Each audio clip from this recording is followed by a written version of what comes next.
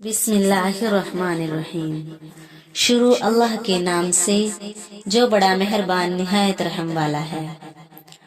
عورت جب حاملہ ہو جائے تو حالت حمل میں ماں کو نہایت احتیاط اور نیک طریقے سے رہنا چاہیے، کیونکہ بچے پر اس کا اثر ہوتا ہے۔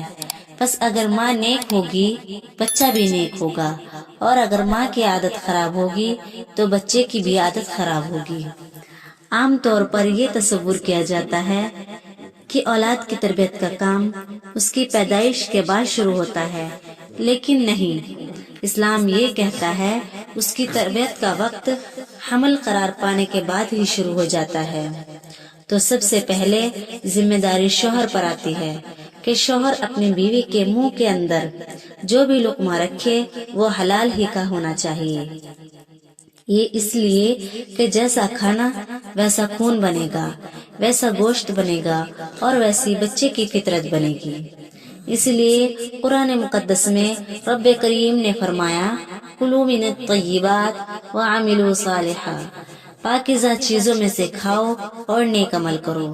تو سب سے پہلے شوہر کی یہ ذمہ داری بنتی ہے کہ وہ جو بھی اپنی بیوی کے منہ کے اندر لقمہ ڈالے وہ حلال ہی کا ہونا چاہیے۔ اسی سلسلے میں ایک واقعہ آپ کو سناتی ہوں۔ ایک بزرگ کا بچہ بڑا شریر تھا۔ کسی نے ان سے کہا کہ یہ بڑے تعجب کی بات ہے کہ آپ تو ایسے بزرگ اور آپ کا بچہ اتنا شریر۔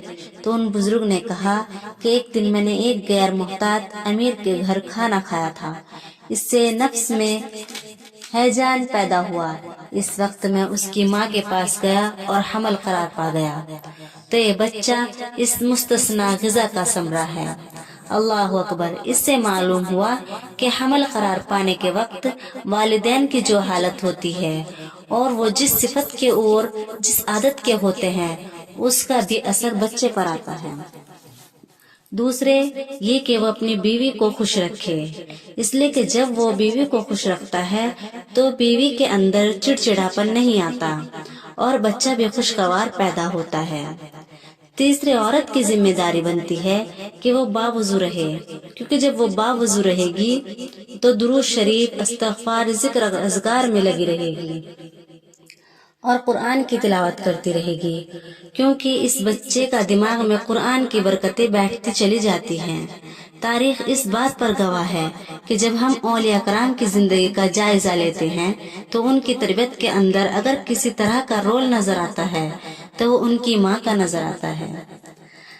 بچہ جب پیدا ہو جائے تو اس کے بعد سے ہوشیار ہونے تک بچے کے والدین کو نہایت احتیاط سے اپنے بچے کی پرورش کرنی چاہیے تاکہ آئندہ بھرپور فائدہ حاصل ہو سکے۔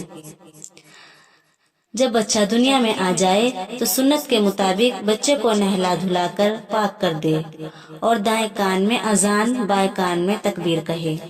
اذان کوئی بھی مسلمان دے سکتا ہے، مگر بہتر ہے کہ دیندار اور نمازی ہو۔ بعد اذان کے تھوڑا سا چھوارا چبا کر بچے کے تالوؤں میں لگا دے۔ اس عمل کو تحنیک کہتے ہیں۔ ولادت کے بعد اس کے علاوہ اور کوئی رسم مشروع نہیں، یعنی ولادت کے بعد اور جو رسمیں کرتے ہیں وہ شریعت میں کہیں نہیں لکھی ہوئی ہے، شریعت میں جائز نہیں۔ سنت ہے کہ 7ویں دن مولود کا نام رکھ دے، یعنی کہ 7 دن کے اندر اندر بچے کا نام رکھ دینا چاہیے۔ اس کے نام سے عقیقہ کریں، اور اگر فی الحال عقیقہ کرنے کی وسعت نہ ہو تو زندگی میں جب بھی موقع اور سہولت ملے عقیقہ کر دے، اس لیے کہ عقیقہ کرنے سے بچہ بلاؤں سے محفوظ رہتا ہے۔ ہاں، اس بات کا خیال رکھے کہ اگر 7ویں دن عقیقہ نہیں کیا اور دوسرے دنوں میں عقیقہ کرنا چاہے تو پیدائش کے دن سے 1 دن پہلے عقیقہ کرے، یعنی اگر بچہ بدھ کے دن ہوا ہے تو منگل کا دن عقیقہ کا رکھے، اس لیے کہ پیدائش کے دن سے 1 دن پہلے عقیقہ کرنے سے پیدائش کا 7واں دن حساب میں آ جاتا ہے۔ عقیقہ کوئی بھاری چیز نہیں ہے، ہم نے اسے آج بھاری طریقے کے بیان میں اگر آپ کو جاننا ہے تو آپ کمنٹ باکس میں ٹائپ کر سکتے ہیں، میں عقیقے کے بارے میں آپ کو بتا دوں گی انشاءاللہ۔